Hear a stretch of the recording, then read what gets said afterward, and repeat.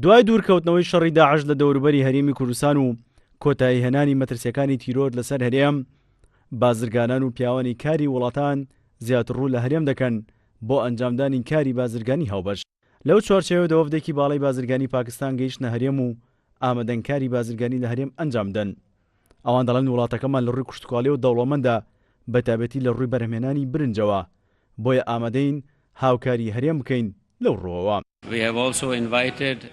بە نوێنەرایەتی پاکستان هاتوونەتە هەرێمی کوردستان. هاتوین دەمانەوێت پەیوەندی زیاتر لە نێوان پاکستان و هەرێمی کوردستان زیاد بکەین و لە ماوەیەکی نزیکدا پێشەنگایەک بۆ ناساندنی تواناکانی پاکستان لێرە بکەینەوە.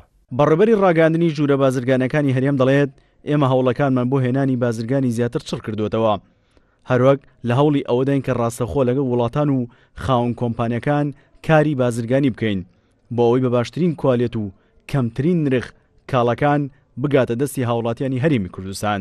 و لە هەمان کاتیشدا کۆنتاکتی ڕاستەوخۆ لەگەڵ بازرگانان دروست بکە و ئەمەش بێگومان سوودی ئەوەی دەبێت کە کەلوپەلەکان هەرزانتر و بە شێوەیەکی ڕاستەوخۆ و بە دڵنیایی زیاترەوە لە سەرچاوەکانی بەرهەمهێنانەوە بگاتە بازاڕەکانی هەرێمی کوردستان.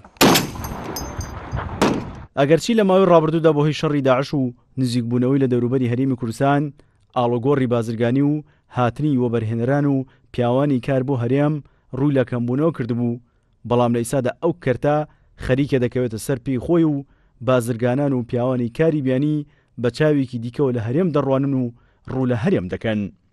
سیروان حوسێن، کورسات نیوز، هەولێر.